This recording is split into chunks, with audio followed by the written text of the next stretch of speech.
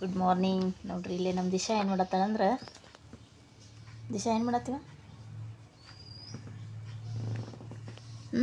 ಚಾ ಮತ್ತು Parle-G biscuit, favourite biscuit ನೋಡ್ರಿ ತಿನ್ಕೊಂಡು ಕುಂತ.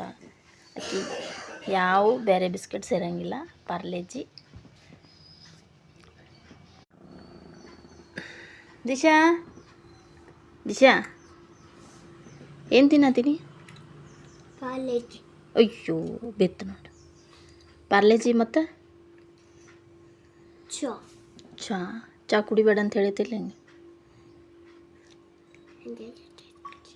ನಂಗೂ ಚಾ ಕುಡಿಬೇಡ. ನಾ ಕುಡಿಯೋದಿಲ್ಲ, ಸ್ವಲ್ಪ ಕುಡಿತೇನೆ. ನೀನು ಒಟ್ಟು ಕುಡಿಬಾರ್ದು ನೀ. ಸೇರ್ತೈತೆ ನಿಂಗೆ ಚಾ ಬಿಸ್ಕೆಟ್.